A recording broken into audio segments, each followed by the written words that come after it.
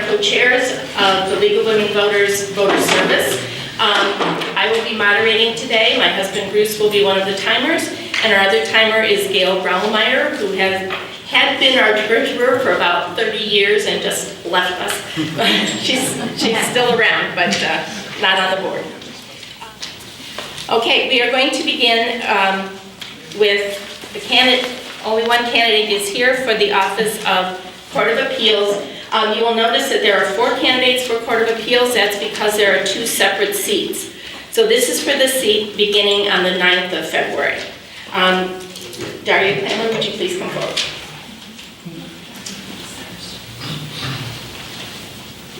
Thank you, Beth. Thank you, everyone, for being here today. It's a pleasure to see you all and that you took time out of your busy schedule. So I'm Daria Clammer, and I'm running for one of the open seats on the 11th District Court of Appeals. I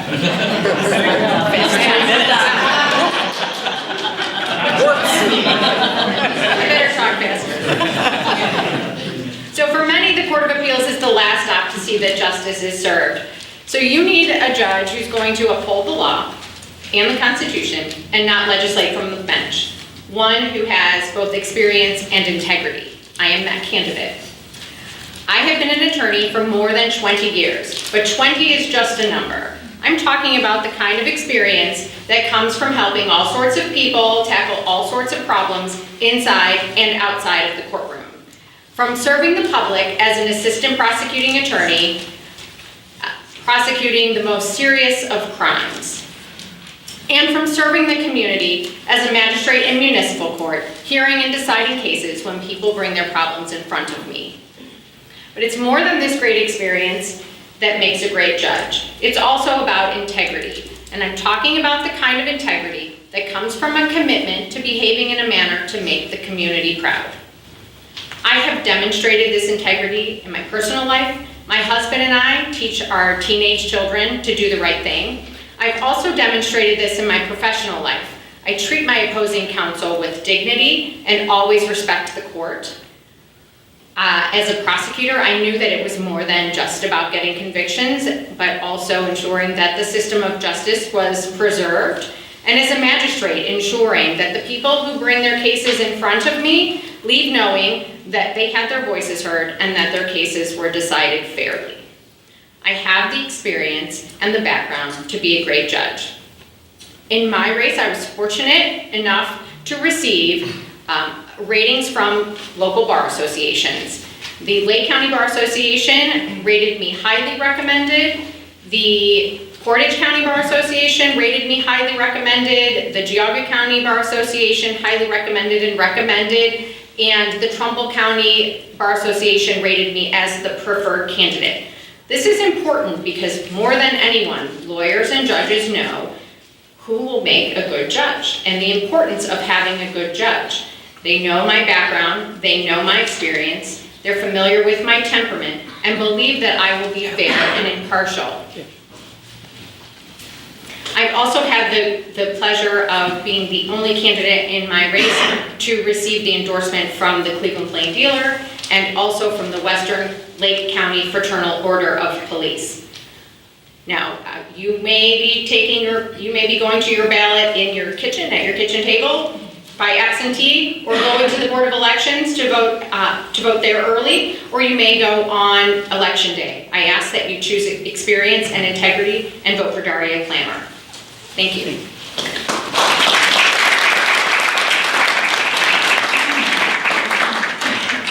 Mr. Lynch had said he would be here, but unfortunately he's not here, so we'll move on to the next race. By order of draw, our next speaker will be Mary Jane Trapp. Thank you. Good afternoon. My name is Mary Jane Trapp. I am running for the other seat on the open seat on the Court of Appeals. I live in Geauga County. I moved there in 1986. The city girl had to become a country girl. I know how to use a chainsaw, and until a week ago I thought I knew how to use a post driver. We're working on that. You know, hardworking families deserve a better life and a better future. They sometimes face obstacles, though, that wind them up in a courtroom. And when that misery happens, and that's what lawyers and judges deal with most of the time, unless it's an adoption or people's miseries, be it a dispute with a neighbor, a credit card company, a denial of workers' benefits, a divorce, working families deserve a judge who has the years of experience in handling those kind of problems in the courtroom on both sides of the bench. A judge who understands how her decisions are so important to that family. A judge who will impartially, carefully, and timely hear and decide their case so they can move on and get the determination to move on with their lives. They want a judge whose only agenda is to decide the case based on the law, the facts, and the Constitution, not a predetermined outcome based on who the parties are before her. After spending 37 years in courtrooms all throughout the state of Ohio, big and small, help as an attorney, helping ordinary people with their ordinary problems. As a Bar Association leader, I was elected statewide to serve as the president of the Ohio State Bar Association, where I worked on judicial reform issues. As a judge on the Court of Appeals, I had the honor of serving you for 6 years, from 2007 to 2013 as an appellate court judge, at which time the Supreme Court Chief Justice at the time appointed me to serve as a visiting judge on the Ohio Supreme Court, and as, in effect, a designated hitter, serving as a visiting judge on 4 other districts throughout the state. I've earned the trust of those people that I've served. I put the Constitution first and the law without consideration of politics or special interests. I too have earned some endorsements of which I'm very proud: the Western Lake County Fraternal Order of Police, the Plain Dealer. I'm the highly recommended candidate for Portage County and Lake County Bar Associations. I'm the preferred candidate of Trumbull County, and I was honored by my home bar association in Geauga, earning the highest number of highly recommended votes of any candidate for any judicial office this year. I respectfully ask for your vote this November. I'm Mary Jane Trapp. Thank you.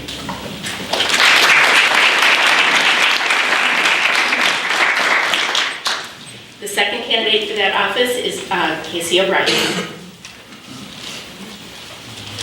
Good afternoon. I'm Casey O'Brien. I'm running for the 11th District Court of Appeals. I live with my wife and 3 young children out in southern Ashtabula County. We're raising the kids on the family farm, and we apply the farming work ethic to everything we do. I started in law school at Cleveland Marshall College of Law. I started clerking with the Lake County Prosecutor's Office. I was able to clerk underneath some of our current judges, Judge Collada, Judge Bartolotta. Judge Collins helped out some in there. So Lake County is very lucky to have some really great jurists. Judge Lucci's in the room right now, another great judge in Lake County. From there, I clerked at a big law firm downtown Cleveland before coming out to Chardon to begin my general practice. I practiced with Peterson and Ibold in Chardon for 18 years. We've now switched names. It's Ibold and O'Brien. And I'm a litigator, so I'm in the courtroom just about every day. I'm applying the rules of evidence and the rules of procedure with witnesses, with judges, with juries, so I understand what it takes to review a case from the lower courts in the Court of Appeals. In my personal life, I'm President and Board of Directors of Country Neighbor Inc. We're a Meals on Wheels food bank and senior services provider in Ashtabula and Trumbull counties. I was formerly a member of Big Brothers Big Sisters of Northeast Ohio out of Lake County. I've served on the Educational Service Center Board of Directors in Ashtabula County, and I'm currently an acting zoning inspector. So I've got a wide range of experiences both within the law and without. From a legal standpoint, I've handled $100 million steel cases down to the smallest of small claims. I think it's really important to remember that each person who's in front of a judge, that's the most important case in his or her life. But that case, once a decision is rendered, reverberates throughout the community, especially from the Court of Appeals. The Court of Appeals a lot of times is a court of last resort for most people, because everybody has a right to appeal their case to the Court of Appeals. They do not have the same right to the Ohio Supreme Court. So it's really important to have judges on the Court of Appeals who are well-versed in different areas of law and who have been there and practiced as I have in my career. I've been named a super lawyer. I'm in the who's who directory of attorneys. I'm a member of the Order of Barristers. I've been named a top 10 personal injury attorney, and just found out I'm going to be named top 100 criminal defense attorneys in the state of Ohio. So I've been recognized for what I've done, but I think it's time to seek a seat to the bench, and hopefully, God willing, we'll be able to do that. And again, my name is Casey O'Brien, running for the 11th District Court of Appeals. Thank you.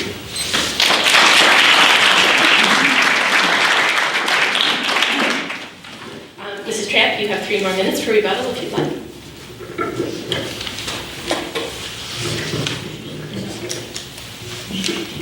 The only thing I would point out is when it comes to the Court of Appeals, because of, as you've heard from all of us, it's the court of last resort.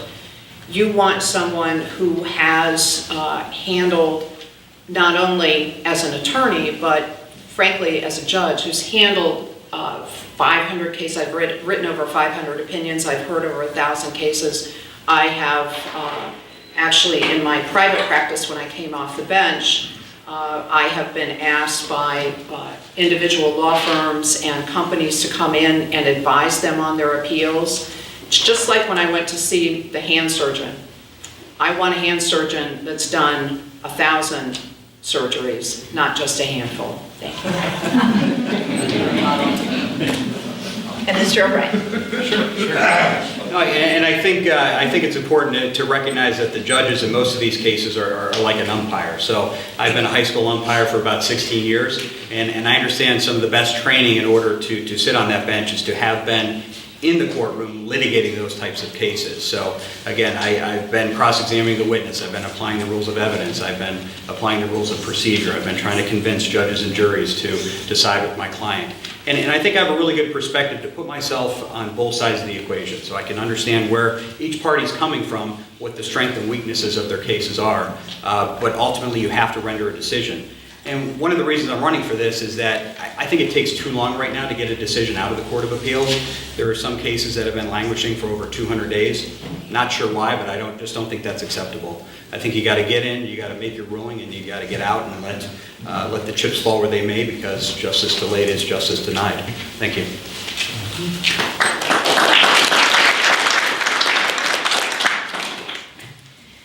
Okay, this is my first question for the 3 candidates for Court of Appeals who are here.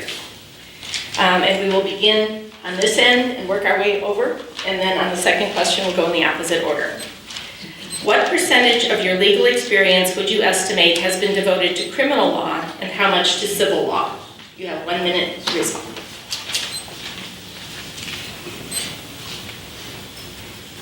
Thank you. Percentages are really hard, especially when you're dealing with a time period that's in excess of 20 years. I did serve a number of years as an assistant prosecuting attorney where I handled only criminal cases. When I was in private practice, I have handled some criminal defense cases, so a good portion of the cases I've handled have been criminal. I also primarily handle civil cases and domestic cases presently, and I also have been serving as a magistrate in municipal court, hearing and deciding civil cases for more than a decade. So I can't even put a number on the number of trials that I've presided over in municipal court and the number of discovery disputes that I've addressed in municipal court on civil cases. So I do have a considerable amount of experience in both criminal and civil matters. I'm sorry, I can't actually give a better percentage. Mr. O'Brien?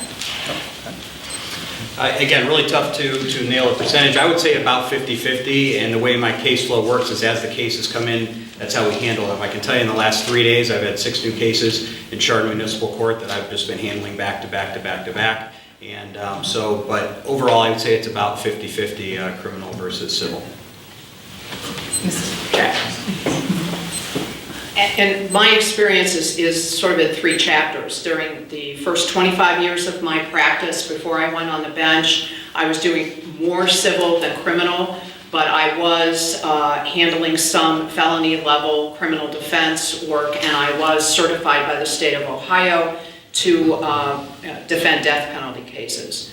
I also served for 12 years on the Rules Commission that actually writes all of the rules for the courts, including the rules of criminal procedure. When I was on the Court of Appeals for 6 years, I handled probably more criminal cases than civil cases, reviewing those and writing those cases. And now back in private practice for a little over 5 years, I'm doing about half and half, and that includes my appellate work. So I've had some major appeals that I've been brought in to do criminal appeals before the 11th District and to consult on some major cases before the Ohio Supreme Court.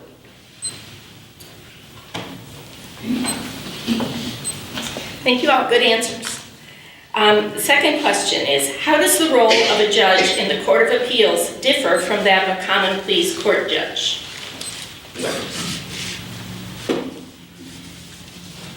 Judge Lucci will appreciate this. When you're in a courtroom and you're sitting as a trial judge and one party or the other says objection, the trial judge has to be able to process that information and make a ruling, sometimes in a split second. On the Court of Appeals, we can take a very long time to review everything that's before us, review the law, meet with fellow judges, meet with our law clerks. So it's a more in-depth, sort of academic exercise. But really what the Court of Appeals judges are doing is looking at what happens at the trial level and determining whether there was any error. It's an error correction court. The bigger, broader policy decisions, constitutional decisions, we're supposed to avoid those and send, if we can decide it on an error of law or an error of fact, those bigger cases go on by discretion of the Supreme Court to the Supreme Court of Ohio, but they only take about 8%. I would say ditto to all of that. I think the major difference is that the Court of Appeals, when they get a case, they get a full binder of the transcript, of the exhibits, and of the briefs of each of the parties, and then they are to make that review. But again, I think it's important to understand and be able to put yourself in the shoes of both the attorneys at the lower court level and the judge who is making that decision to understand why that decision was made and to what effect it should have on other cases.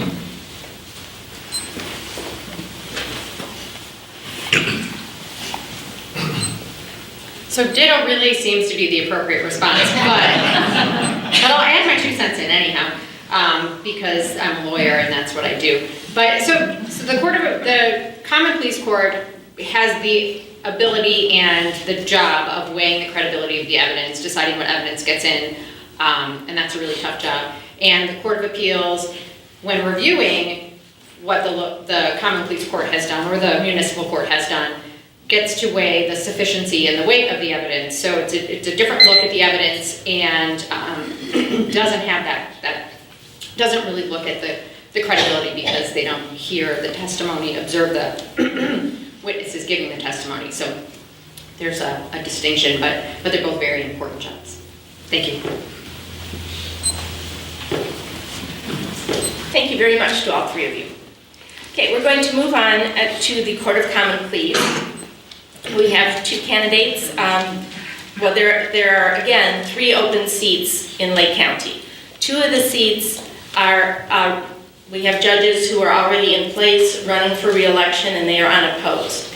In the other race, we have 2 candidates, and the first one to speak will be Dennis LoConti.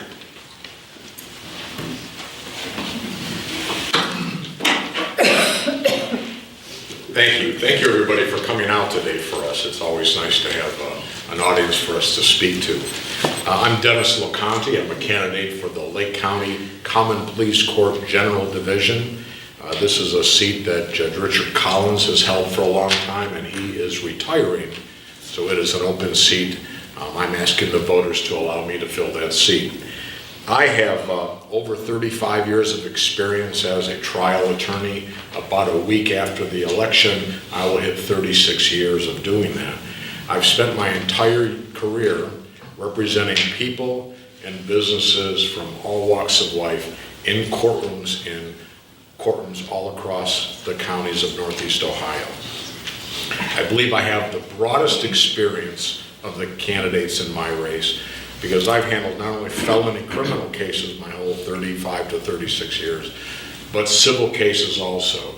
And I've handled civil cases for clients from every walk of life, everything from assigned cases. I've got some, like from legal aid would send people to me, the Bar Association, people that couldn't afford to pay a lawyer, all the way to very large companies. I've represented in court companies like Chevron, university hospitals, Ford Motor Company, governmental entities like the Ohio Turnpike Commission, small business owners, regular working people, you name it, I've had those types of clients. And that has given me experience in understanding not only a lot of different types of civil law that would come to a common police court, but also the way that these different types of clients come to court with their own type of problem. And I believe that that allows me and will allow me as a judge to really give a fair trial, a fair court hearing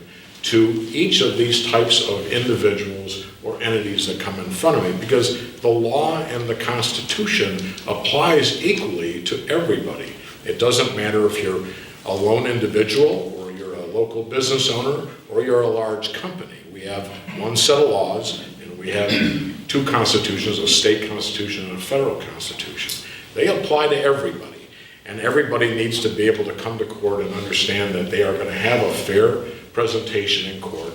That's the job of a judge. A judge is kind of a gatekeeper. The court is the appropriate way for disputes to be resolved, and it's the judge's obligation to make sure that everybody that comes to court has that right. I will enforce the law.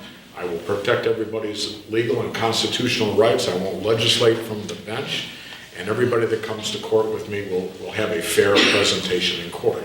I've been married 34 years, 3 grown children. My oldest daughter works for the Alzheimer's Association. My son's a college administrator. My daughter is a high school English teacher. She just made me a grandfather. So I thank you for your time. I wish I had a lot more time to talk to you. I ask for your vote on election day. Thank you very much.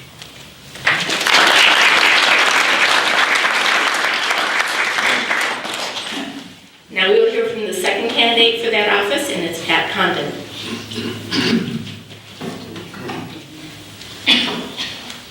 Hello, I'm Pat Condon, and I'm a candidate for judge of the Lake County Court of Common Pleas.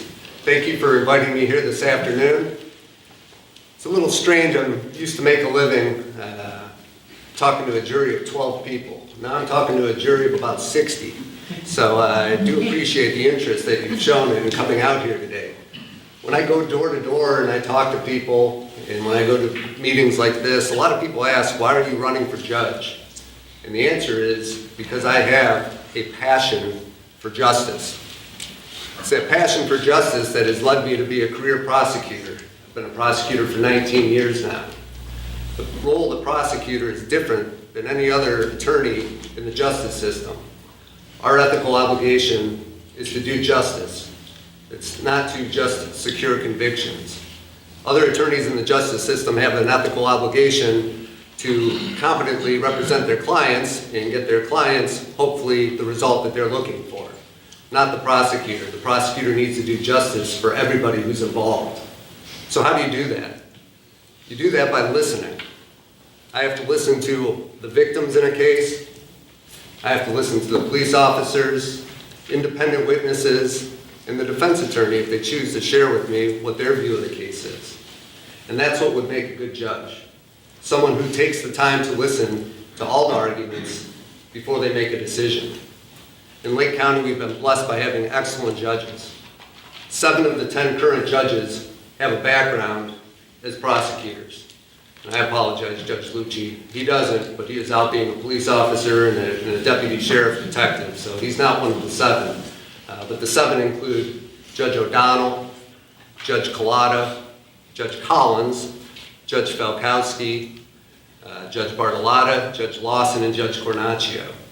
And they're excellent judges because they came from that background of listening to everybody before they make a decision. And that's what I'll do for you as your judge. I will listen to everybody, and I'll make my decisions based on what I hear and what the law is. But we can all come up here and tout ourselves and toot our own horns, So I want to take a look at some of the independent organizations that have looked at this race. The Lake County Bar Association, I'm the only person in this race that received the recommendation of highly recommended. And I also got the only recommendation in this race from the Western Lake County Fraternal Order of Police. So once again, my name is Pat Condon. I'm running for judge, and I'd appreciate your support. Thank you.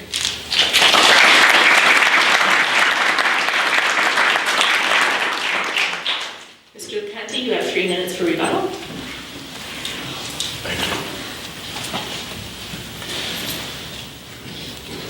you. Well, I think Pat and I may disagree a little bit on something. You know, I do justice too, and I have the same ethical obligations under the code that we operate under to seek justice when I go to court with clients, whether it's a criminal or civil case. And in fact, in the criminal cases that I handle, I often talk to the police officers, not only just the prosecutors, and I often talk to the victims, because what a lot of people don't comprehend is that in a criminal case, the victims have legal rights too. They have rights that get heard in court. And now in Ohio, victims have to be notified of the sentencing hearing. And in a lot of cases, their direct input is sought by prosecutors when you're even working on a plea bargain, a potential plea bargain on a case.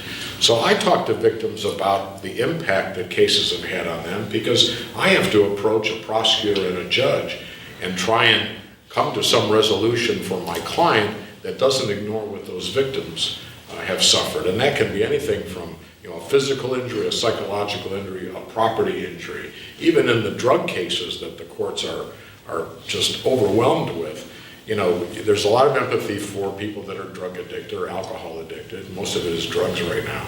But, you know, they leave a wake of victims in their place. Sometimes it's family members and friends who come to court and say, hey, I just want my family member or friend back.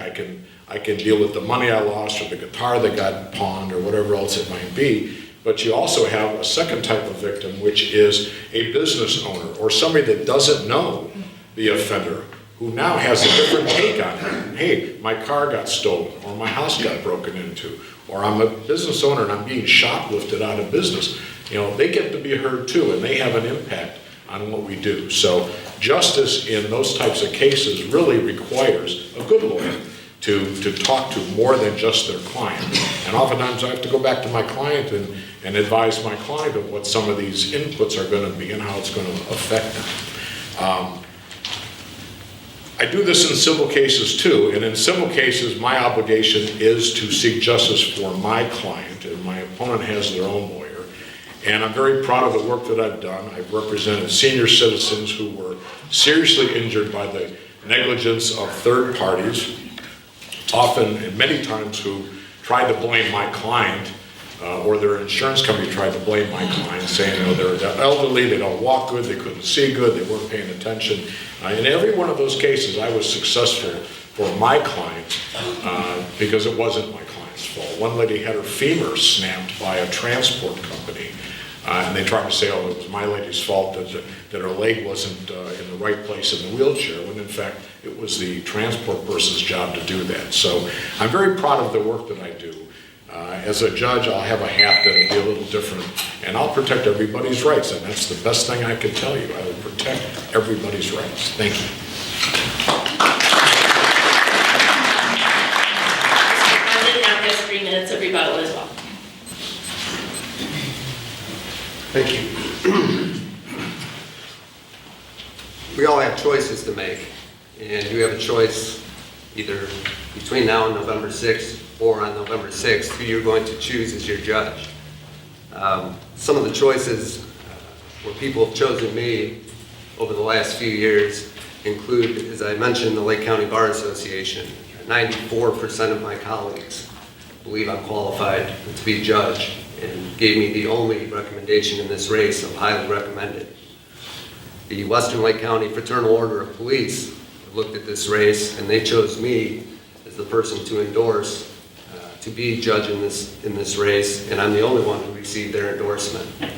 And while I'm equally proud of getting both of those endorsements, I'm more proud of getting both.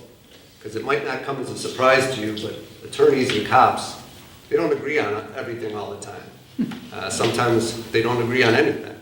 But in this race, they believe that the choice to be your next judge is Pat Condon, and I appreciate getting those.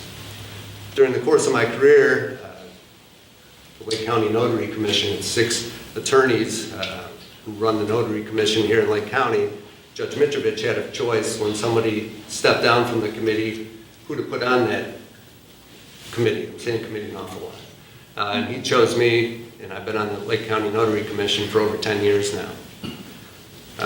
My boss, Chuck Colson, the Lake County prosecutor, had a choice of who he was going to put on a capital murder case when a bartender in Mentor on the Lake was brutally raped and murdered. He chose me to be on that trial team. The Lake County Crime Lab and Lake Erie College had a choice of who they wanted to be an expert on their panel on probably the biggest issue that's facing us here in Lake County, the opioid crisis.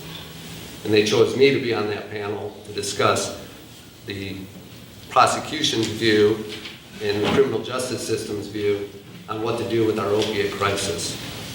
The Ohio Supreme Court had a choice of who they wanted to be on the Ohio Board of Professional Conduct.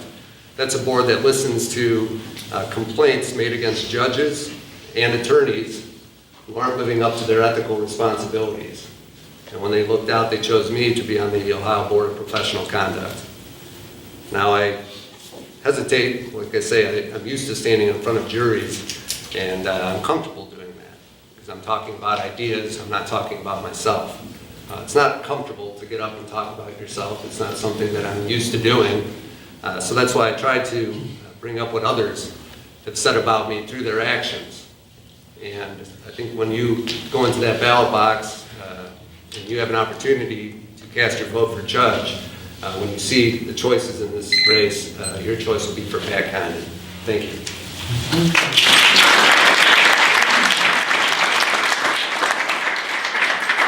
I also have 2 questions for these 2 candidates, and we will begin the first question with Mr. LoConti, and the second question, Mr. Condon will go first. So, as you probably guessed, this one was coming. What percentage of your legal experience would you estimate has been devoted to criminal law and how much to civil law? We'll begin with Mr. LoConti. 1 minute, please. So, this is very simple.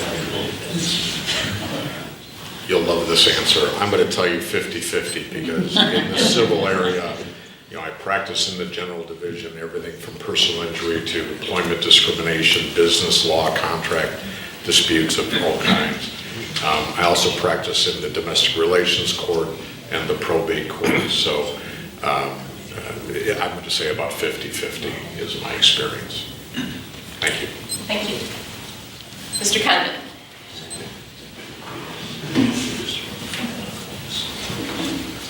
You walk out of here remembering one answer, I think you're going to remember this. 99-1. I do 99% of my work is criminal work. I chose to be a prosecutor. I chose to put bad guys in prison when it was appropriate.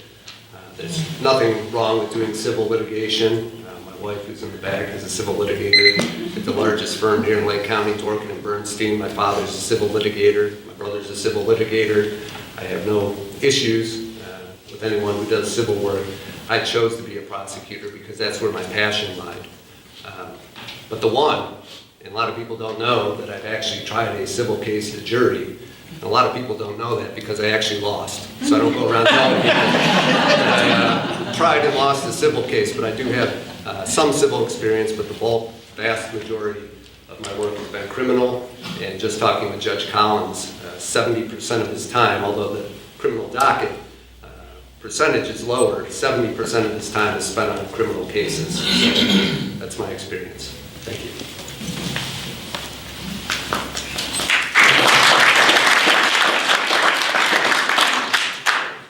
My second question for these 2 candidates is what percentage of defendants in criminal cases have alcohol, drug abuse, or mental health issues, and how would you manage defendants with these medical conditions? Mr. Condon. Thank you. The vast majority of criminal defendants have one, if not more than one of those problems. And it takes a patient person to look at every case, and every case is different. You have to treat everyone differently.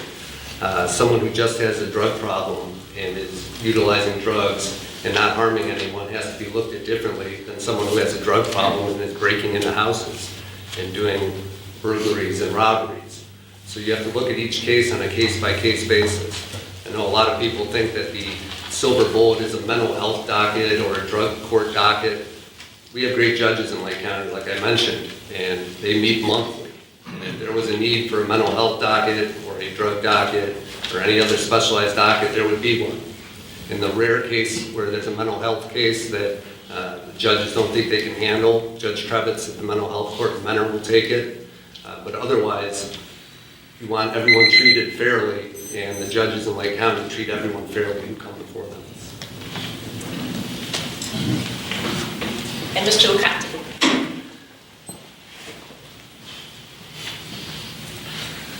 The portion of my clients in criminal cases that have those problems has risen dramatically since I started 35 to 36 years ago. I'm going to tell you that probably 80% of the clients I have some type of a substance abuse problem, whether it's alcohol or drugs, or some level or type of a mental health issue.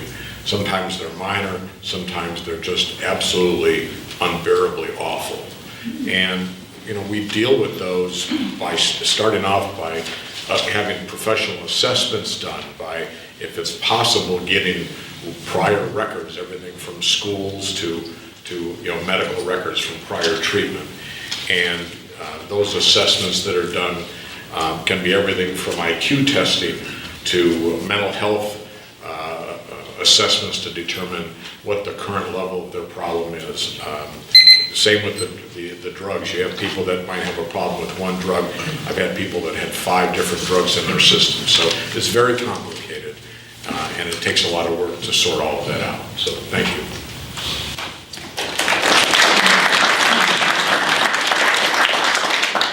I want to thank all 6 of the judicial candidates, or all 5 who came, for being here today. I would like to invite them to stay if they can, but we understand that you all have a very full schedule. If you need to move on, we will excuse you. And I will ask you to give up your seats to the next 6 candidates, please. For being patient while we switched, and for the candidates, I'll bring around some more water if you're out. Our first office from which we will be hearing is for the state representative of the 61st District, and most of you know that's essentially the eastern half of Lake County. So first, by order of draw, is Mr. Walker.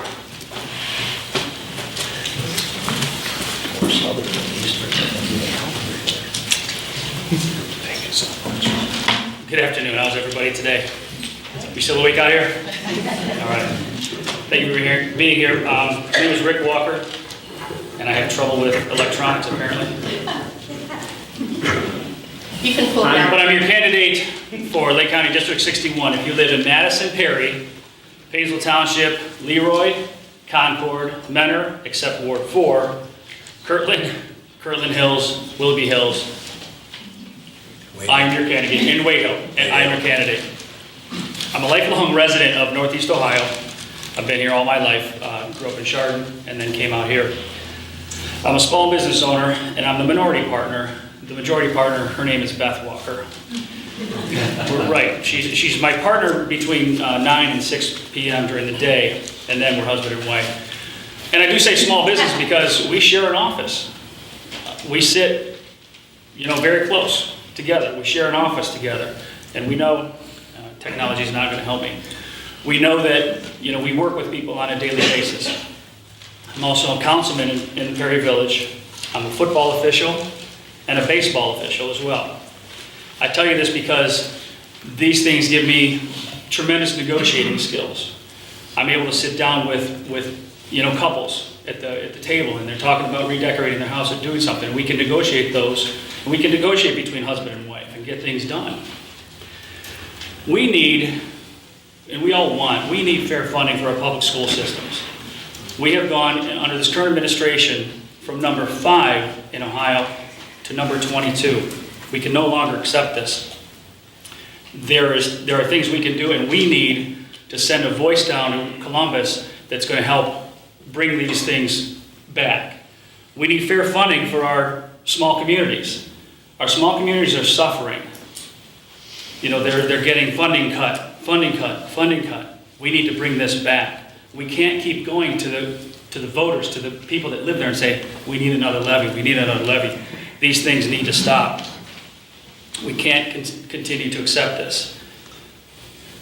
We also need someone down in Columbus that can reach across the aisle and work on things.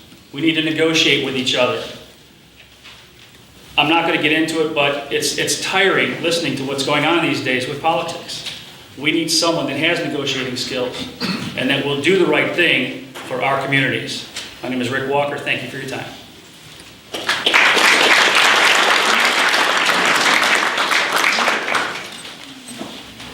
And our second candidate for that position is Jamie Callender.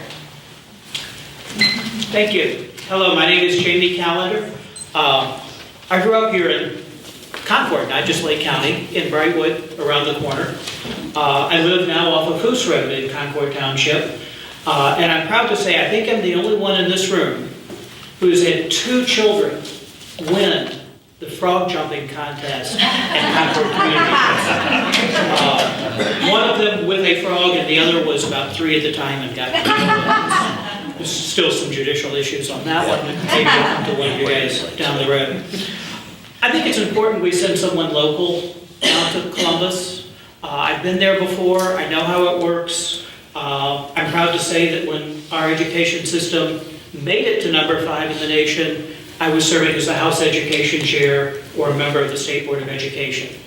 Education is a priority. We still treat our school systems, both the funding and the academics, the way we did in the 1920s and 1930s. Before cell phones were even thought of, when Dick Tracy was the only one with a smartwatch. And yet the way we fund our education system has not changed in all of those years.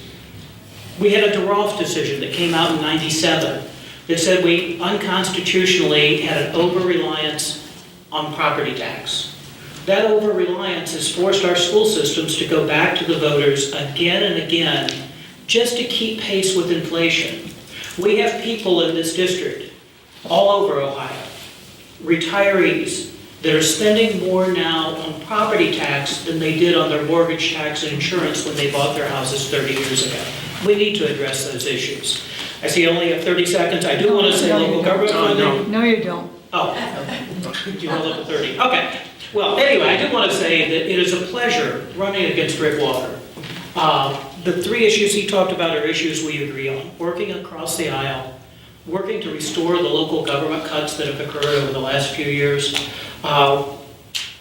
looking at the city of Mentor's municipal budget and what the cuts from the state funding have done to them, have put them in a real tough spot that's going to come back to the local taxpayers to pay. Yes, it's a shortcut to solve a budget hole in Columbus, but long-term, that's bad policy, and I will not stand for that. I'm going to fight to restore those cuts. Again, my name is Jamie Callender, and I'm a Concordian. Thank you.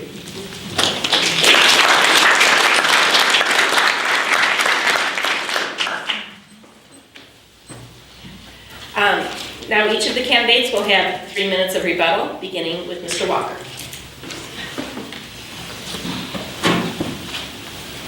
Thank you.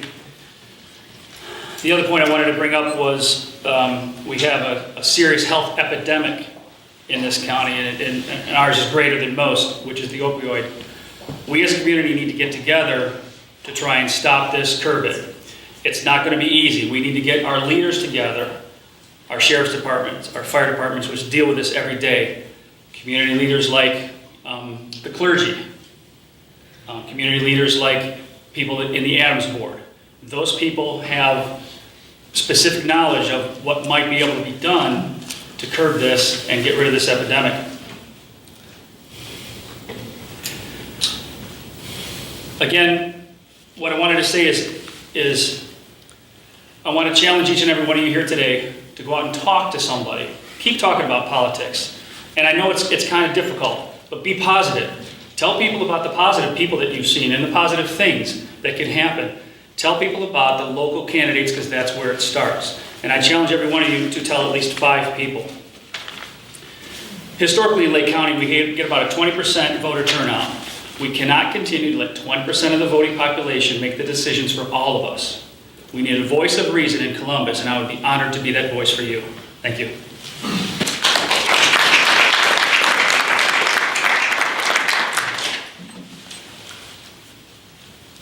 Thank you. And again, I agree with everything that Mr. Walker said. He's a good gentleman. I hope in the future, after this, he runs again for something. Maybe he'll change his parties. And comes and runs on our side.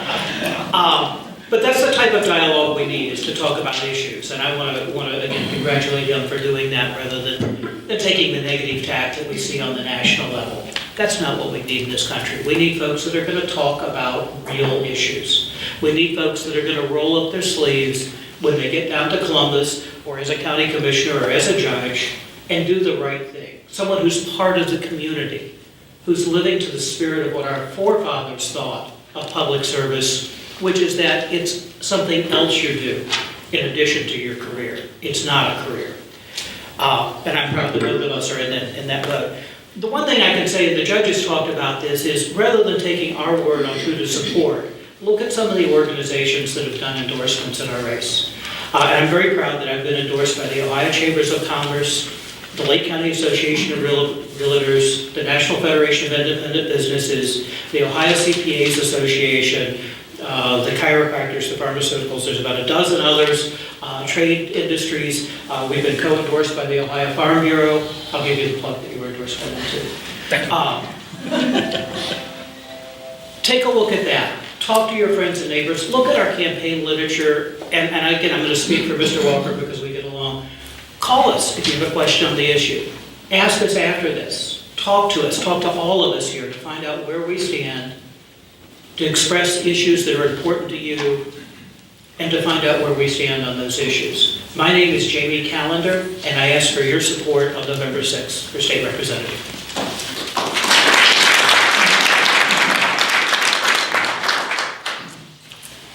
Okay, we have 2 questions for these gentlemen.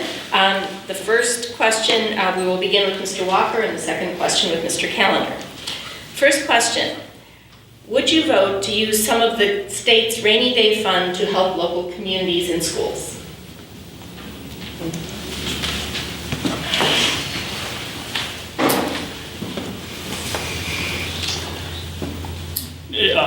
In what schools? Were we talking K through, were we talking public? Public schools. Okay, public schools. One of the things that I want to get to is a promise that was made to us years and years ago before I even started voting. The funding that we need to look at is the Ohio Lottery funding. We were promised years and years ago that this was going to bolster our schools, and it's not. So that's where I would go to first. I don't think I'd go to the rainy day fund for that. I would go to the rainy day fund for more things like the local government funds. But we need to bring that lottery money back to our schools, which is what it was promised for.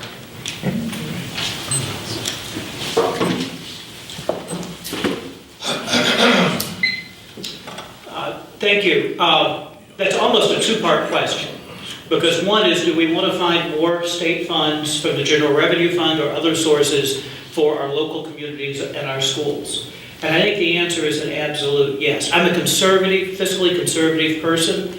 I'm a conservative public official. When I was in office, I won the watchdog of the Treasury 3 of the 4 terms I was in before. But we are woefully underfunding some of our areas, education being one of them.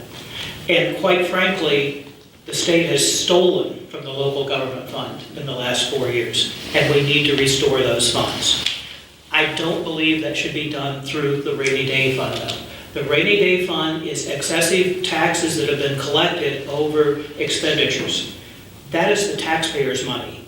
That should stay as a rainy day fund for an emergency if we have an economic downturn. And if it gets overfunded, that should be returned in the form of a tax rebate or a tax refund to taxpayers. We should work for responsible budgeting for the other items. Thank you.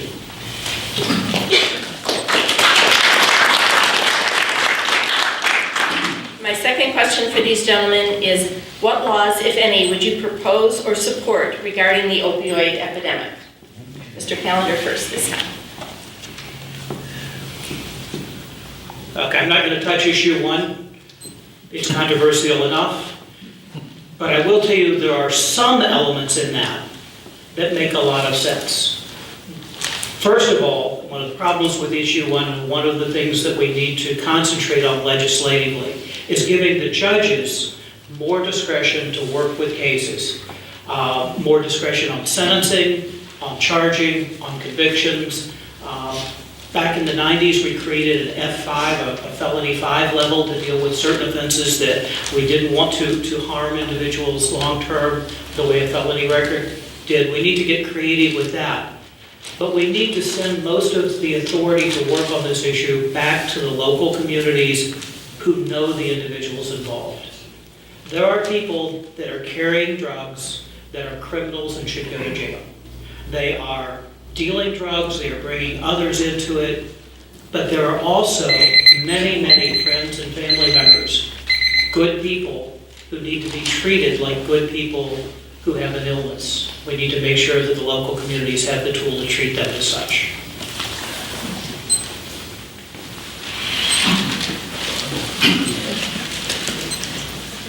That is a very good question. One thing I'd like to say is that I think that everybody in here, pretty safe to say that everyone in here has been touched by somebody, family member, friend, with this heroin epidemic, and it started with possibly, an injury, medication, pharmaceuticals, and it turned worse from there.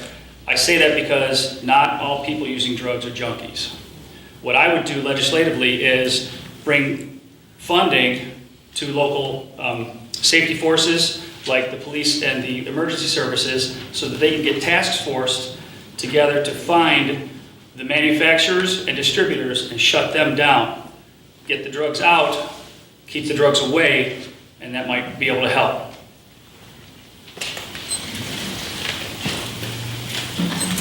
Thank you to both of you. We're going to move on to the office of Commissioner. And speaking by order of draw, our first speaker is Mr. Young. Thank you. It's good to be here with you today. I'm currently a state representative. I hold the position that these two gentlemen are vying for right now. And I agree with Jamie. I think either one of these two candidates would probably make a fine state representative. Now, Jamie and I have a lot in common. We served before. So I have to lean a little bit toward Jamie, but nonetheless, I think they're both fine gentlemen.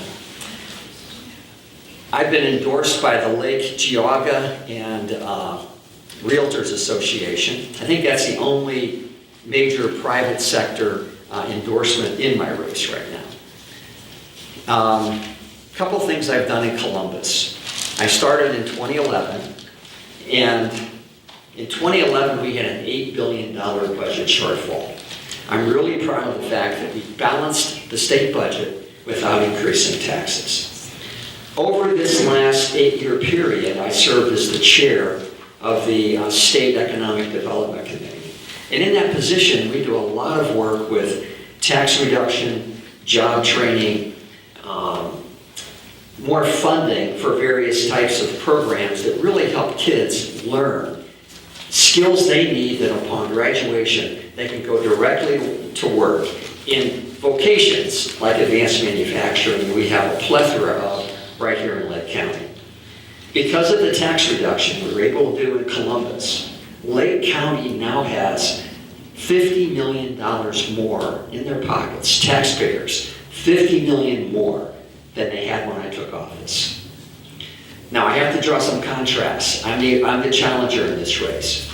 My opponent in this race increased Lake County taxes, that's the sales taxes, in 2012, during the recession, $18 million. That's a record sales tax increase, historic in fact, for Lake County. That tax increase takes $18 million out of the taxpayers' pockets.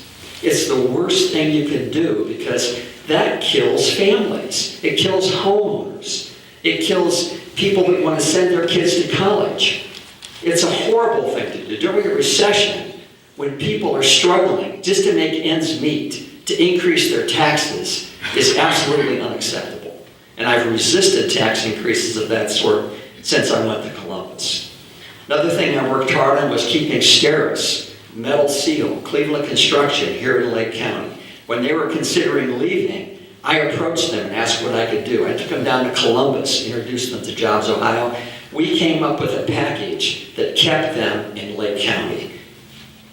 I'm really proud of that. It saved probably well over 2,000 jobs to keep them right here in Lake County. My opponent, again, I have to draw a contrast, didn't even show up at any of those meetings. He simply ignored the situation and walked away from it. There was an empty seat there. My name's Ron Young. I appreciate your support in the election. Thank you.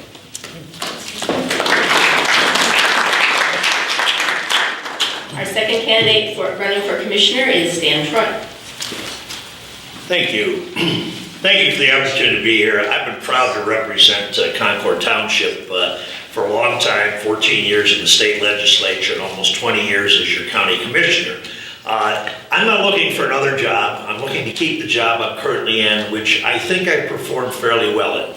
This is a well-run county. We have the highest bond rating for a county of its size in the state of Ohio. We received 17 out of 17 positive ratings from the Auditor of State in terms of fiscal health, and we deliver the services that we are required to deliver by the state revised code. I also occasionally teach at Lakeland Community College, and I notice one of my former students is in the room here, Mr. Andy Rose, who I taught state and local government to at Lakeland Community College. So you folks in Concord can tell me if I did a good job learning him on how to serve the citizens through local government. But the other thing about Lake County is that or any county government is, what does county government do? County government, there's 88 of them in Ohio. We're really the branch offices of state government, because in 88 branch offices, we pretty much provide the same services, the services of what we consider the basic components of civilization. We make sure that the system of courts runs: juvenile, probate, domestic relations, common pleas, probate. We make sure that elections are properly conducted and are paid for. We make sure that there is a property recording, valuation, and tax collection system so that all of the public entities can get the dollars they need to provide basic services. We run a Jobs and Family Services Department, which takes care of a myriad of problems, whether it's from food stamps to screening people for Medicaid eligibility. A lot of our senior citizens who unfortunately may have to go into long-term care facilities. What is the responsibility of the county commissioners? The responsibility of the county commissioners is to make sure the wherewithal for all of that to happen exists. And in order to do that, we have to have enough resources, we have to have enough facilities, we have to have enough personnel, we have to have enough equipment. And yes, in order to provide the services, there needs to be a system of taxation. This county passed the first piggyback sales tax in the state in 1969, 0.5%. 43 years later, we raised that to 1%. But at the same time, in the package, I worked on a bipartisan fashion with Commissioner Ray Sines and Commissioner Bob Alfeldish. What we did is we reduced the property tax, the inside millage. Under Ohio's Constitution, the first 10 mills is not subject to vote of the people. Only in Lake County do you pay less than 10 mills. You only pay 8.9 mills. We are not collecting 1.1 mills. We have basically said we are going to count more on the people from Ashtabula and Cuyahoga and Geauga who come and shop in our county and drop off some sales tax dollars. In the meantime, give everybody in Lake County, residential, industrial, commercial, a property tax rate. I want to continue to be as your county commissioner. I understand the job. Thank you.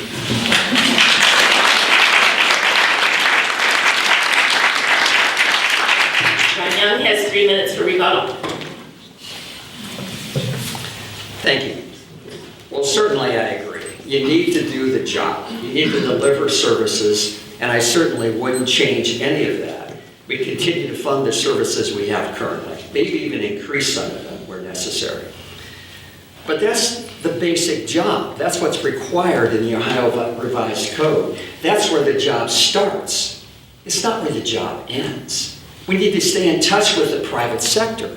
We need to know what companies' needs are. We need to know if we're passing legislation that hurts their operations. Why? Because that's our future. Our future isn't necessarily in building government larger and larger, but our future is creating opportunities for our children and our citizens to grow, make a life for themselves, buy a home, and have a future. We can't lose touch with the private sector, as my opponent has been proven to do several times. In reference to the property tax increase, the property tax decrease was $6 million. $6 million a year decrease. That's good, that's substantial. At the same time, the sales tax increase that this gentleman passed is $18 million a year. So the property tax increase was just something thrown in the mix at the end. The reality is it's a huge tax increase. Don't be fooled by the fact that there was a little property tax reduction added into it. At the same time, one thing about Lake County that's really special is our retail operations here. What's happened to Great Lakes Mall? I can't help but think that part of that is because of the sales tax increase. Up until then, we stood up. We were really special. Our sales tax is one of the lowest in the state. Now it's much higher. As far as the opioid epidemic is concerned, I've done a great deal of work in that arena. When we had the problem with the huge death rate increasing, and it's still increasing, I approached Lake Health Systems and asked them what we could do. They said they needed extra money to build an opioid treatment center right here in Lake County. I found that money for them, and that treatment center will be built. Also, I helped support legislation that provides over $170 million additional dollars to fight the epidemic. And this has to be fought. And I'm also offering legislation in Columbus that's out of committee now, and I hope to pass it off the floor soon. They'll create a situation where more state resources will flow into faith-based programs. Why? Because those programs are experiencing a higher rate of success than the regular programs right now. We need to give churches and communities the resources they need to fight the epidemic, because we won't win this battle with government resources alone. We have to tap into the two most powerful institutions in Ohio. That's our churches and our communities. Thank you.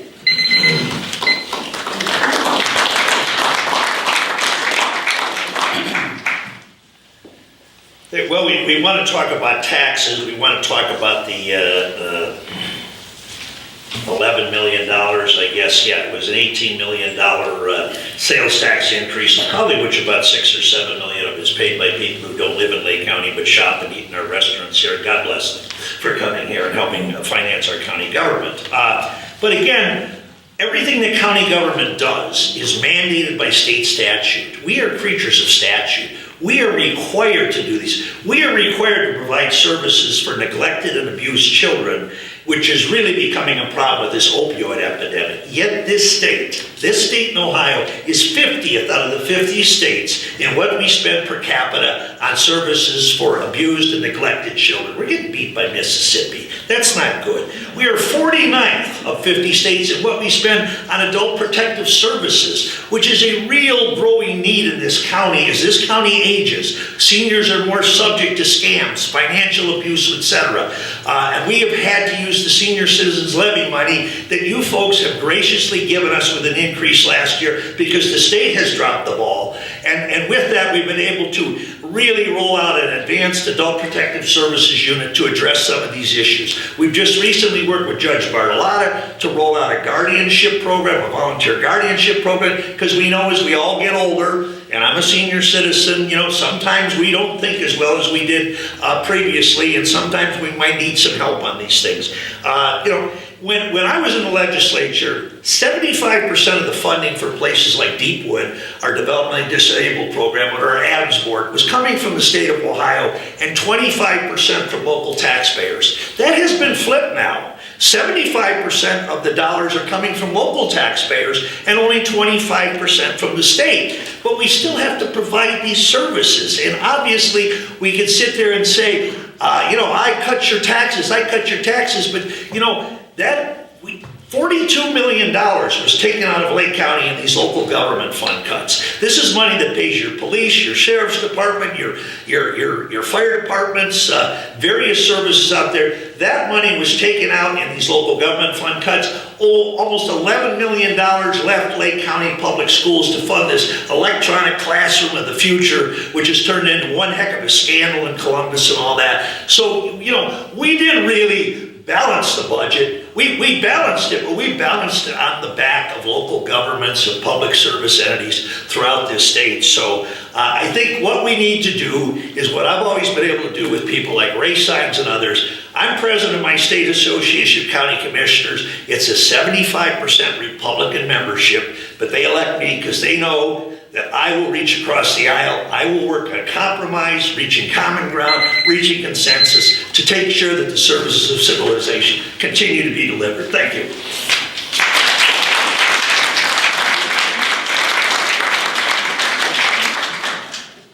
Okay, I have two questions for these two gentlemen, and the first question, Mr. Young will go first, the second question, Mr. Troy. The first question is special to me because I have two daughters who went to college and never came home. So how would you seek to attract or retain more young people in the Lake County? Mr. Young first. Very good. I've already done a good deal of work in this arena. I work closely with the IWT, the Alliance for Working Together. And what we did was we created a pilot program just for Lake and Geauga County that allows our kids to learn the basics of advanced manufacturing before they graduate from high school. So when they graduate, they can immediately get a job with companies like Steris, Cleveland Construction, Freedon, others, as CNC programmers and as welders.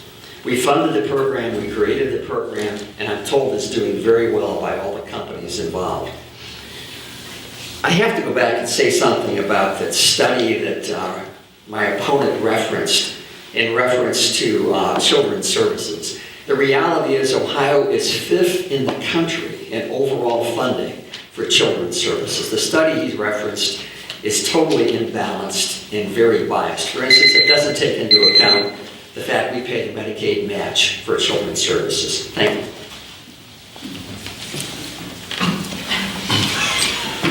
Well, I think it's very important, especially this is a state that's population is pretty flat. This is a county that we grew quite a bit, and I watched this county grow up as I grew up here since I was 8 years old. But we've kind of flattened out, and we really do need to keep the young people here in Lake County. I think, we've got some great quality of life things here in Lake County. We've got a great lake. We've got a great park system. We try and have the best infrastructure we possibly can in terms of water and sewer that the commissioners work very hard on to make sure. But I think we need to really look and work with our educational institutions, not only on developing these hard skills in terms of the technical viability to do some of these jobs, but also a lot of the soft skills. This is a new generation. You'll hear things like, gee, I have to show up every day, Monday through Friday. Do I have to be there on time, etc. So I think we really need to work on those. I think it's going to be tough. It's a tough job, but I think working with our educational institutions, working with our governmental entities, I think we'll try and do the best we can. But we obviously need to have these young people here because we can't run a society on all of us being retired. Thank you.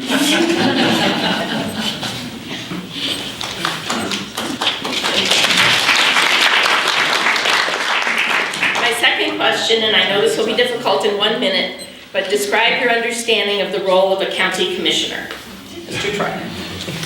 Well, as I think I said in the beginning there, we're kind of at the top of the food chain. The county government is your basic traditional form of county government. You go back to the 1800s, it was the county courthouse. The county courthouse is where government was basically run on. Everybody was there. And basically, that is where we're at. We have expanded, obviously, into municipal corporations that provide a greater array of services. Obviously, we have townships like yours is now entering into, I think, limited home rule to do things. But the role of the county commissioners is to make sure those basic services, elections, courts, etc., are provided for. And again, that requires us, as I said earlier, to make sure the budget is there, make sure the personnel, make sure the equipment is there. That's why in 2012, it wasn't the commissioners that said we want to raise the taxes. It was people like the judges in the Common Pleas Division, the Sheriff Dunlap, Prosecutor Colson, Auditor Zapancic, who came to the commissioners and said, we can't cut it anymore. We have got to provide these services. We need more money. And that's why we had to raise the revenues to make sure that we continue to do that. Thank you. Well, the role of a county commissioner is basically a creation of the state government. And I agree that all those different services have to be taken care of. But the job, again, doesn't end with what the revised code said the basic duties of a county commissioner are. And I'll tell you, we didn't have to take $18 million of additional tax monies out of the people's pockets in order for civilization as we know it to continue to exist here in Lake County. That wasn't necessary. In fact, Lake County was one of only 12 counties in the whole state of 88 counties, one of 12, that increased your sales taxes from 2010 to 2017. So most counties found a way to provide civilization without taking more taxes away from you. Lake County was very unique in that regard, and it was not a necessary tax increase. Thank you.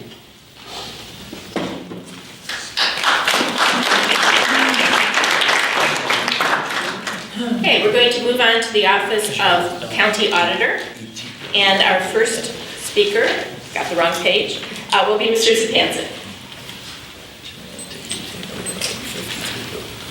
Thank you. Good afternoon. I first of all want to thank the League of Women Voters and obviously the community here at Concord for hosting this afternoon. I appreciate the opportunity to talk to you. I've had the privilege of serving you as your Lake County Auditor over 31 years. I'd like to tell you a little bit about myself and then a little bit about some of the programs that I'm very proud of in the Auditor's Office. My wife and I both grew up in Euclid, Ohio. I have 2 college degrees, one from Cuyahoga Community College with a major in accounting, the other one from Dyke College with a major in accounting. My wife and I are happy that we moved to Lake County and raised our family, and we celebrated our 45th wedding anniversary this past August. We have 3 adult boys, all growing, all on their own, working, all married, and they've made me a very happy grandpa 3 times. So you know a little bit about me and my family. What I want to talk to you today about is the Lake County Auditor's Office. We have a proven track record over the 31 years in Lake County of working with Democrats, Republicans. I have worked with over 12 different county commissioners in the 31 years. I am very happy to report that each and every year we've received a clean audit from the Auditor of the State Office. I think that's important in today's political world, to show you and demonstrate to you I can work with everybody. We have that because it really helps when the commissioners go and borrow money, because having that clean audit helps their bond rating. So anytime the commissioners borrow money for a building, a sewer project, a water project, they get the best bond rating and the least amount of interest for the residents of this county. Let's talk about one of the other duties and responsibilities. We just recently mailed out the evaluation notices to everybody within Lake County. I was the first auditor in Lake County to do that. I think it's important as a homeowner and property owner that you have the ability to see your value before you get your tax bill. You've also had the chance to sit through informal hearings or to file an appeal on the internet online. I'm Ed Zapancic, your Lake County Auditor, and I ask for your vote and support in November. Thank you.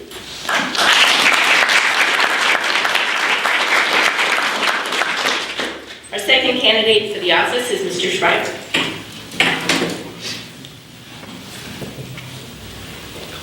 Afternoon, everybody. Last but I hope not least. My name is Joe Schreiber. I'm running for Lake County Auditor. My family has actually been in Lake County since my grandfather moved up here after serving as a Marine in World War II. I grew up working at my dad's shop. Our family owned a little small mechanic shop in Eastlake.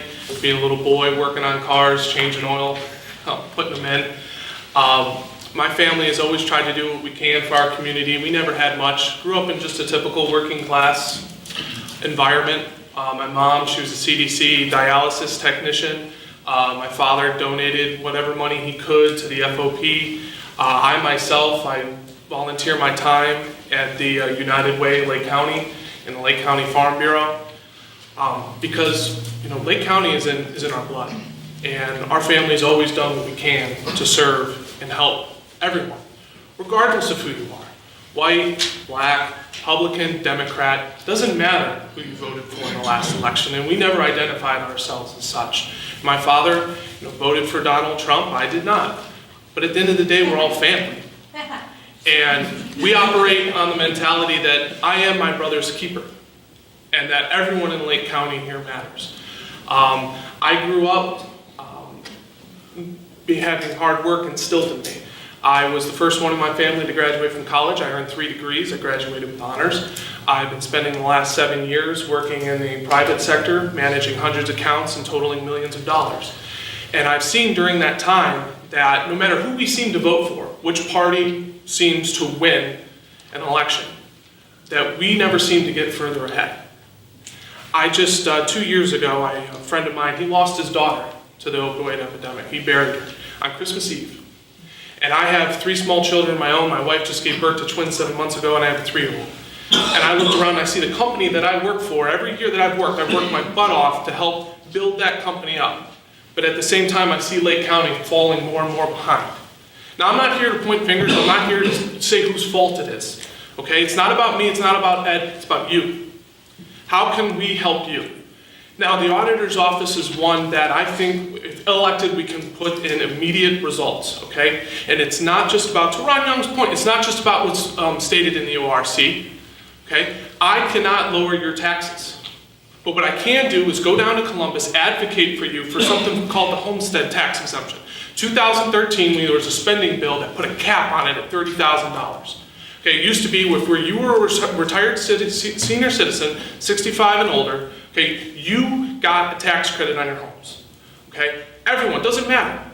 And they put a cap on it at $30,000. I want to advocate to expand that, okay? I remember my grandfather cutting medication in half because he didn't have the money to afford it. Okay, this is personal to me. My name is Joe Schreiber, and I would be honored to work and earn your vote, not win an election. God bless you. Thank you.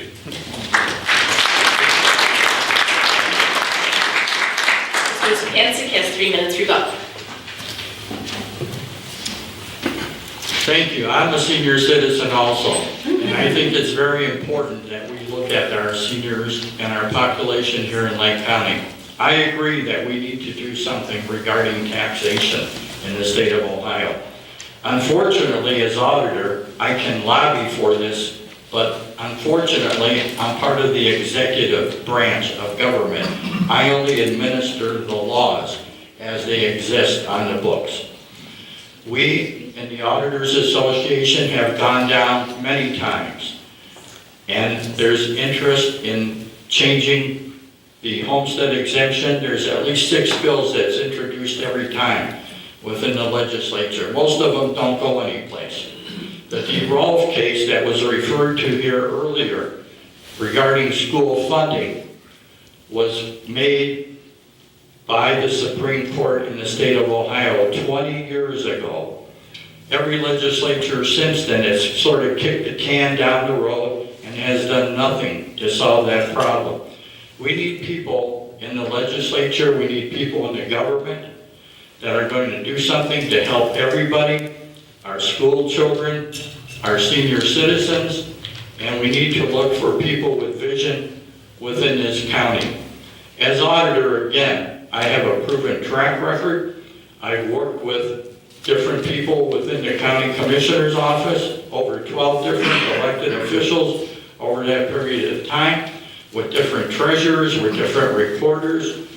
I've served on the executive committee for the Auditors Association for many years.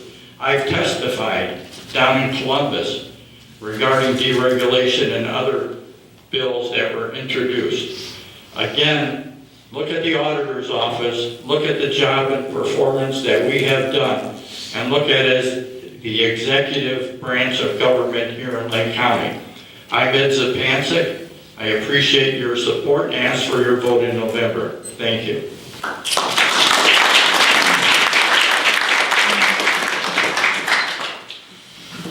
And Mr. Schreiber. One thing as well that I'd like to state is that when elected auditor, God willing, in November, that I'll probably be one of the only people come back here next November to come address you, because I believe it is the auditor's responsibility that when we have these levies on the ballot, that I be out there and present to you the information and exactly how it's going to affect your taxes. I'm not here to tell you how to vote. I'm not here to put ideas in your head. I'm here to establish a sense of honesty back in our county government, and a sense of connectiveness that we've all seemed to lost. I have never grown up where I've trusted anything that my government said. An old friend of mine, he actually served as in the Army in Vietnam, said, you know, before Vietnam, we used to believe what our government said. I said, wow, what a concept. I've never felt that. But I want to instill that, so my children, when they grow up, they have that belief in their government. I'm not, again, Commissioner Troy who said 7 mil, 8 mil levy that came up. What does that mean to you? What does that mean? How does that affect your tax dollars? Again, I will be here next November saying if there's a levy on the ballot, whether it's roads, renewal, continual, I will be here to give you that information. Again, not to tell you how to vote, but to arm you with it so you can cast an educated vote in the ballot box. Yes, it is part of the executive branch, but there's many things that we can do. You are the first people I think of in the morning. You're the last people I think about at night. It's about service to me. It's about commitment. And that's what, if I earn your vote, not just win an election, okay, I will continue to do that every single day. And it's more than just taxes. The auditor also chairs the data board in Lake County, is responsible for every piece of IT equipment that's purchased, responsible for cybersecurity, to make sure that we are protected against outside threats. Now, unfortunately, in 2016, our county servers were hacked, and we were ransomware, and we had to pay tax dollar money to regain control of them.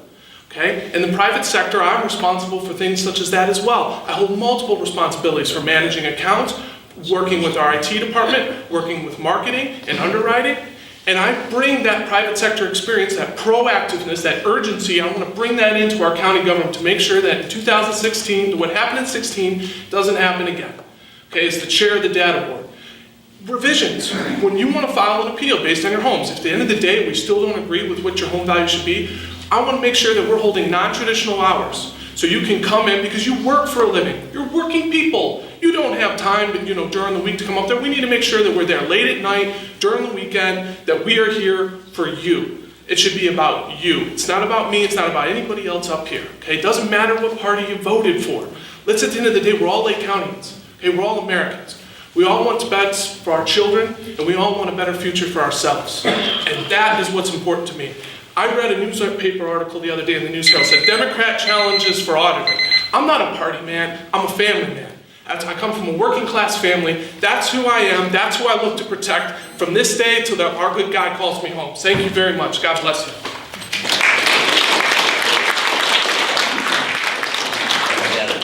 I have two questions for these two candidates. And the first one, Mr. Zapancic will speak first, and the second one, Mr. Schreiber. So, how do you or would you respond when a resident questions the valuation of his or her property? Well, as I've explained earlier, we mailed out those notices to every resident within the county, sharing that change that we made in the value with you. We afford you the opportunity to come in and talk to the Lake County Auditor's Office and how we arrived at that value. whether it's in person, over the phone, or by email. We address all those complaints and we try to handle those explanations. Each case is individual. And you know, what you have as far as a change and maybe in your property value may be different on your neighbors. So again, I would encourage you that if you have questions or concerns, the information is available 24 hours a day, 365 days a year on the internet. We're open 24 hours a day. Thank you.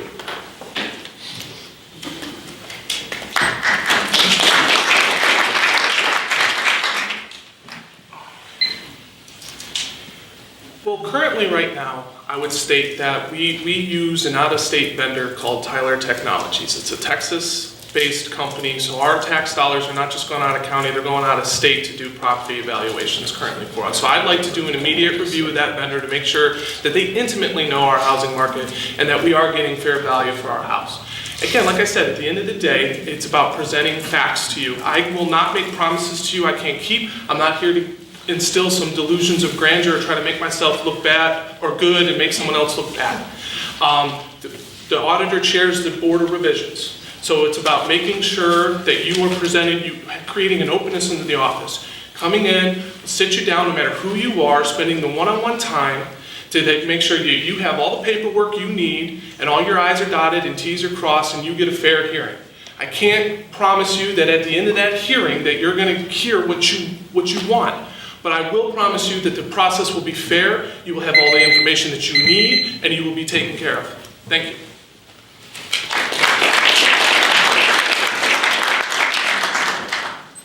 My second question, don't sit down, Mr. Schreiber. Is the auditor involved in investment decisions for the county, and if not, who is? I can answer that. So again, the auditor is responsible for making sure that all the information is, of course, presented. When it comes to investments decisions, that's of course handed at the local level by the commissioners. So I'm not here. Yes, I apologize, Treasurer. I look at Dan, I hear Dan. I'm sorry. You just hear Dan. Think commissioners. So again, and that's why I'm going for this office, because I'm never one to try to tell people you need to do this or you need to do that. It's about presenting factual information and working for you so you can make the best decisions. Okay? I am not someone who wants to stand up here and say, this is what you need to hear, this is what we need to do, this is the direction we need to go in. That's up for you to decide. I'm just here to present the information to you so we can arm you with that decision-making process. Okay? And I don't care who you are or what party you voted for. If you're a Lake Countyan and you're a hard-working family, I want to make sure I'm there for you. Thank you.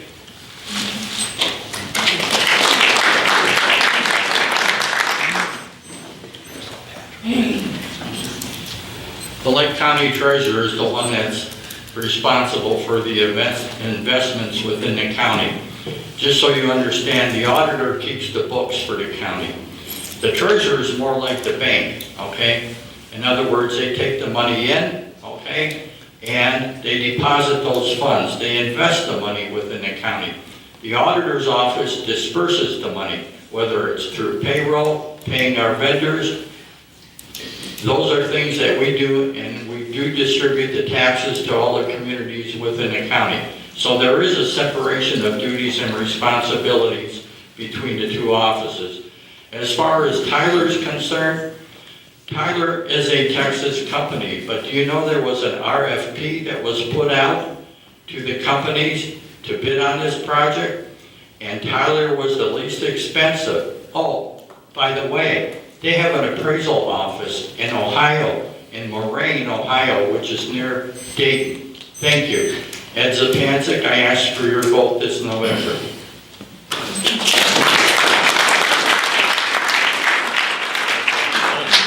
This is going to end the candidate portion of our program, and I would like to thank all 11 candidates for following the rules, for sticking to the time limits, and for answering the questions as best they could rather than trying to circumvent them.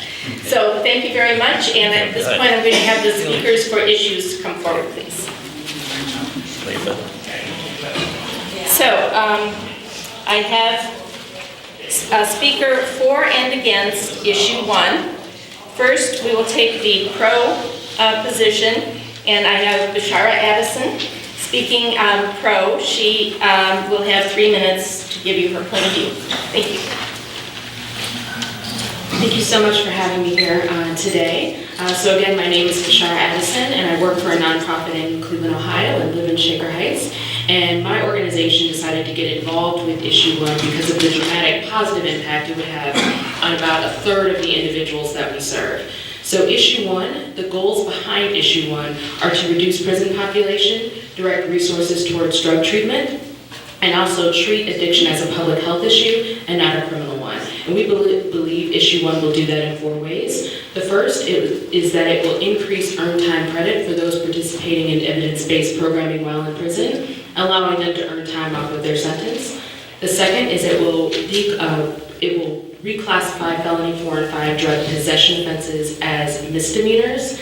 And then the third, it will require communities to come up with graduated responses to deal with probation violations for sending those individuals to prison. Collectively, those reforms, which are distinct and address different populations of people who are interacting with our criminal justice system, will reduce prison population by 10% each year, which will result in cost savings between $100 million and $136 million.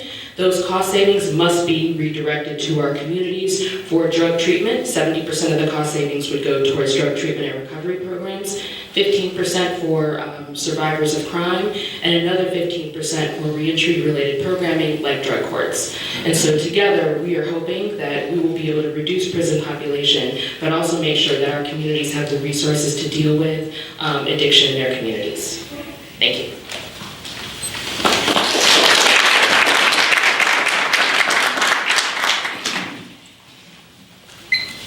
Speaking against issue 1, we have Judge Eugene Lucci. Thank you for having me here.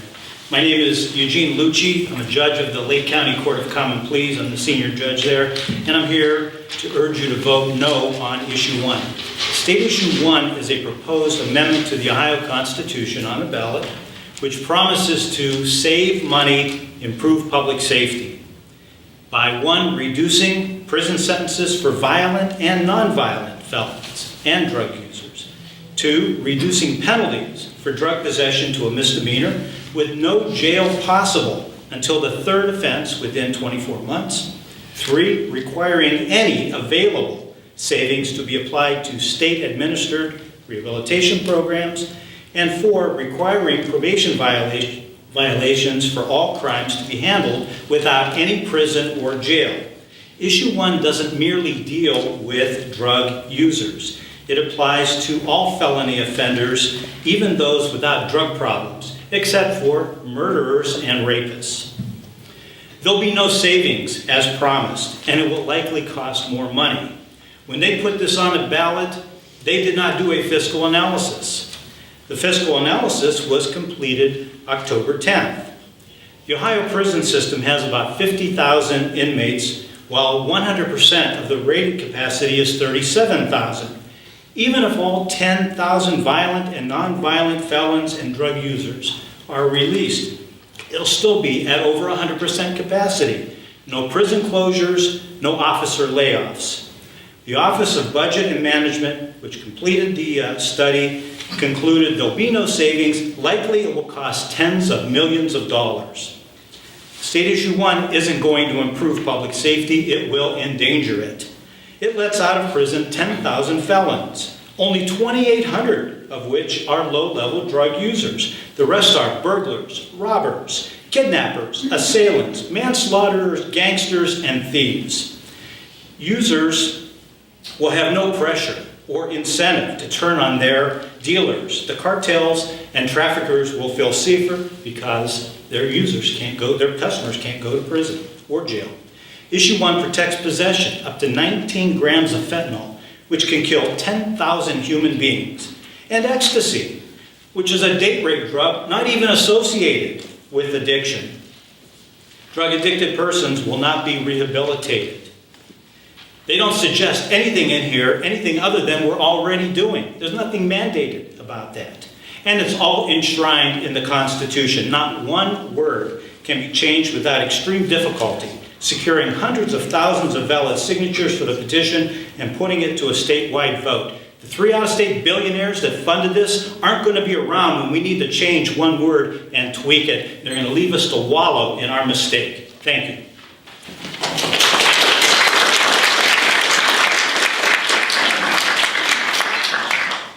When we do know that there's an organized opposition to a levy, or an issue, then we invite both sides. As far as we know, there are no organized opposition. Doesn't mean that there's nobody against the next two, but there's no organization that is opposing. So next we will hear from issue 3, which is Lake County Community College, and our speaker is Robin Baum. Thank you all for being here, and to the League of Women Voters.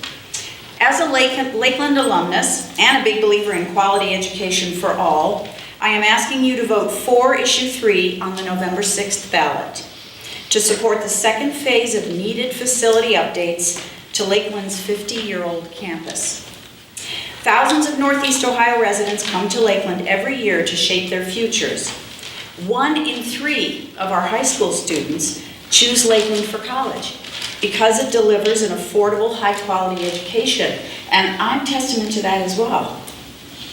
This temporary capital bond issue is specifically for buildings, classrooms, and equipment, and cannot by law be applied to operating expenses or salaries.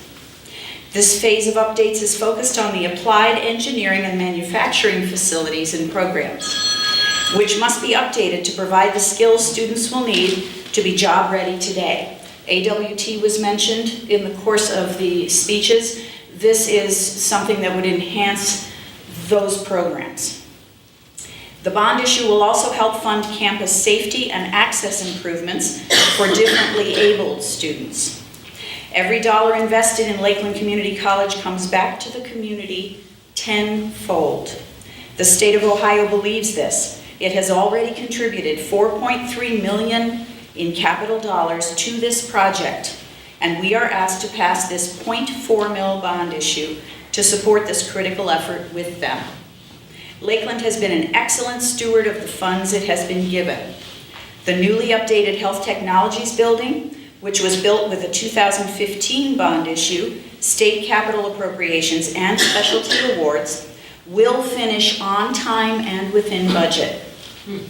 Please join me and vote for issue 3 on the November 6th ballot to update manufacturing and engineering educational facilities, improve safety and access for all students, and strengthen our Northeast Ohio economy.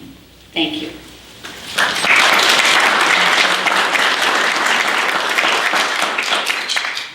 And our final speaker today is going to speak on issue 4, which is Morley Library, and our speaker is Aurora Martinez.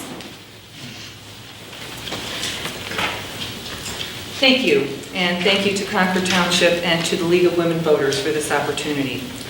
During 1 month, families, individuals, seniors, and businesses use their Morley Library for hundreds of dollars worth of materials and services for which they may only have paid around $30 in local taxes that year. Taxpayer investment in libraries supports an informed, engaged, and literate community with affordable options for families and seniors, contributing to a positive quality of life. Strong libraries are vital to strong communities. The Morley Library Board of Trustees has placed a continuing renewal of the library's existing 1 mil operating levy on the ballot for November 6th. Over 30 years, voters have consistently approved our only source of local tax support. We depend on this local support for about half of our total annual operating expenses. Despite reduced state funding, we have continued to provide outstanding service, as we approach our 120th anniversary of service, we're proud of all that we do for and with our communities. We've been asked why we're requesting a continuing levy instead of a 5-year one. As a librarian, it's my duty to answer your questions and give you information, so here it is. A continuing levy will maintain the homestead rollback for many taxpayers and ensure that the library has a local revenue stream even if state funding for libraries is reduced or eliminated in the future. We've also been asked about our special revenue fund and why we're not using this instead of asking for continued taxpayer support. The special revenue fund consists of monies that have been responsibly set aside in the event that state funding is drastically reduced or eliminated. Income from the Morley Trust, which is invested as it's distributed to us by the controlling entity, and a capital fund which can only be used for building improvements. Our regular operating expenses are covered by current state and local funding, and any change in these revenue streams would only temporarily be covered by our reserve. Placing a new local levy on the ballot in several years would eliminate the homestead exemption for those that qualify. I invite you to see our annual reports on our website, morleylibrary.org, for a comprehensive look at all that we do. We've partnered with Concord Recreation to bring free programming for seniors right here to the Concord Community Center. And last month, we proudly became the newest member of the CleveNat Library Consortium, joining 44 other Northern Ohio library systems in sharing a catalog of 10 million items and streamlining operations for most efficient use of valuable taxpayer dollars. Public libraries are truly cornerstones of democracy where all are welcome, all are served, and communities converse, create, critique, and celebrate together. We're grateful for our community's past support of Morley Library and ask for your continuing support by voting yes on issue 4 on November 6th. Thank you.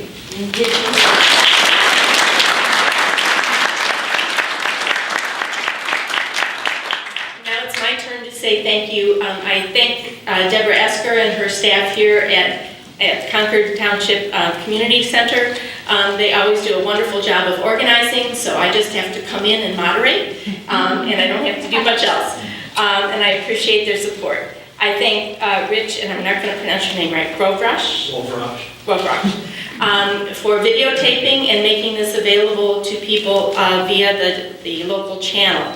So if you have friends who couldn't be here today, tell them to start watching the Concord channel on TV, and they will be able to watch this in their homes. So thank you all, and please join the candidates and the speakers in the other room for some delicious refreshments and to ask them questions on your heart. Thank you.